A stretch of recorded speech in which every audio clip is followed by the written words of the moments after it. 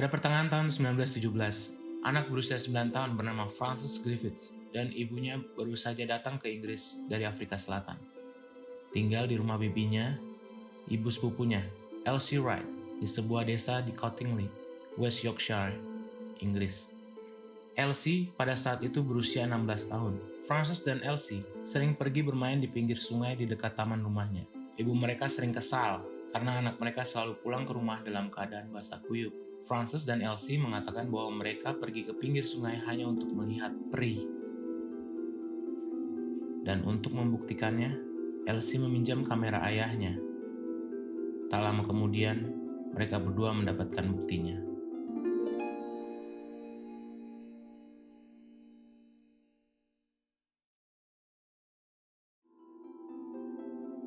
Ayah Elsie, Arthur Wright, adalah seorang fotografer amatir dan sudah mempunyai darkroom sendiri untuk mencetak hasil fotonya. Foto yang Elsie ambil memperlihatkan Frances sedang berpose di belakang sejumlah peri yang sedang menari-nari. Arthur mengetahui bahwa anaknya sangat berbakat dan sering menghabiskan waktunya di studio foto. Jadi ia menyangka kalau foto tersebut palsu. 2 bulan kemudian, Elsie meminjam kamera ayahnya lagi, dan kali ini ia mengambil gambar dirinya sedang duduk di taman bersama makhluk setinggi 30 cm dan bersayap. Meyakini bahwa anaknya hanya bercanda atau melakukan prank atau semacamnya dan menyangka kameranya telah ditambahkan sesuatu, Arthur menolak untuk meminjamkan kameranya lagi. Namun istrinya, Polly Wright, percaya bahwa foto tersebut asli. Foto-foto tersebut mulai tersebar pada pertengahan 1919. Setelah ibu dari Elsie menghadiri sebuah pertemuan di Bradford. Pertemuan hari itu membahas tema tentang kehidupan peri. Dan di akhir pertemuan, Polly menunjukkan 2 foto yang diambil anaknya dan keponakannya kepada sang pembicara. Hasilnya, foto tersebut dipajang di konferensi tahunan di kota Harrogate beberapa bulan kemudian. Di sana, foto itu mendapat perhatian oleh Edward Gardner, salah satu anggota komunitas yang mempercayai teori di mana manusia sedang mengalami siklus evolusi menuju kesempurnaan. Gardner mengakui bahwa foto tersebut berpotensi untuk mendukung teorinya itu. Gardner mengirim cetakan foto tersebut beserta cetakan negatifnya kepada Harold Snelling, seorang fotografer handal. Pendapat Snelling yaitu 2 cetakan foto tersebut 100% asli, bukan foto palsu, dan tidak ada tanda-tanda foto tersebut melibatkan foto studio.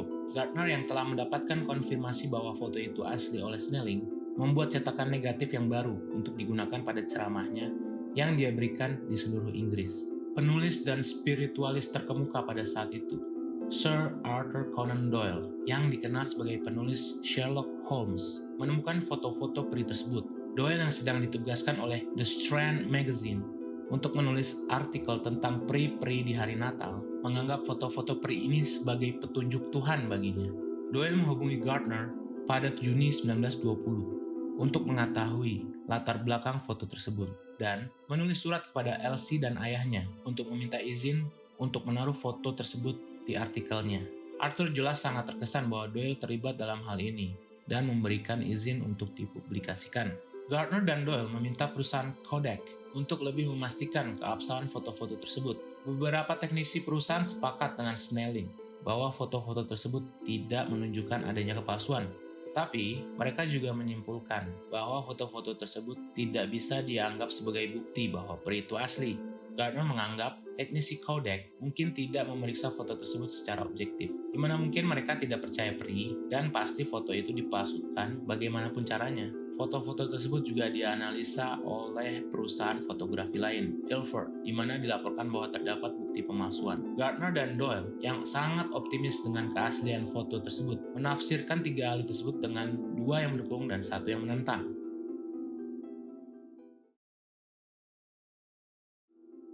Pada Juli 1920, Gardner berkunjung ke rumah Arthur. Frances pada saat itu sedang keluar kota dengan ibunya. Namun Arthur memberitahu Gardner bahwa ia sangat yakin foto-foto itu palsu.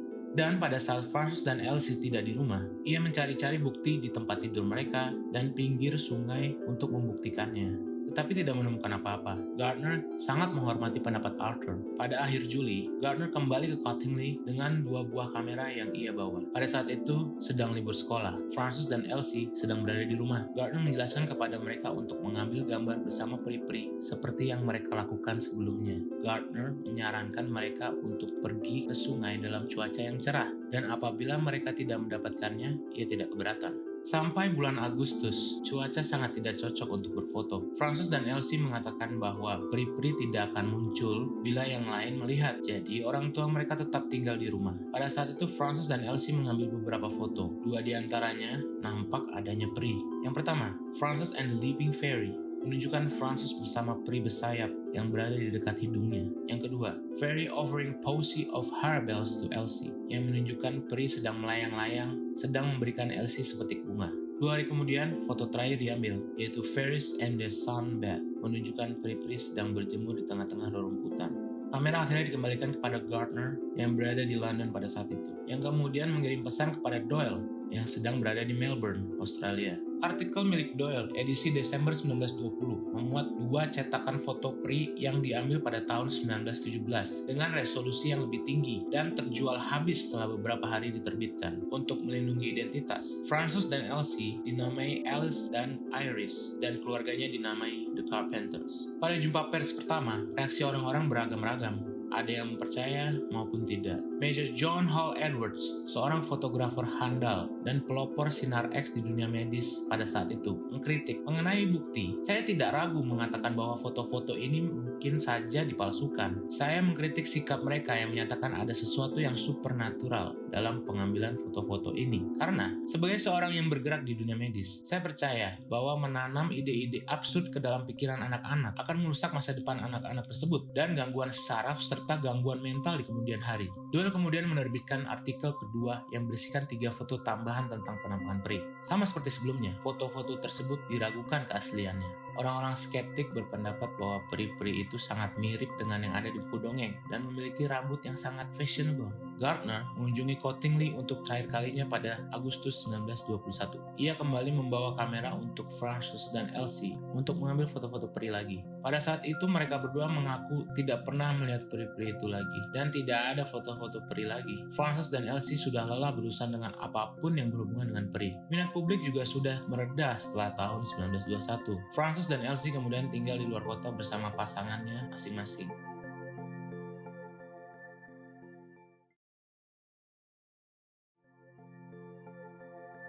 Pada tahun 1966, salah satu reporter surat kabar melacak keberadaan Elsie dan mewawancarainya. Ia mengaku bahwa peri-peri tersebut adalah imajinasinya saja, tetapi masih ada kemungkinan ia percaya dapat mengambil gambar imajinasinya. Media akhirnya tertarik dengan foto-foto Frances dan Elsie lagi. Salah satu program televisi melakukan investigasi kasus mereka pada tahun 1971, tetapi Elsie tetap mengaku bahwa foto tersebut adalah bagian dari imajinasinya.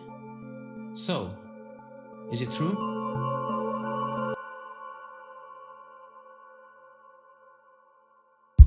It's fake.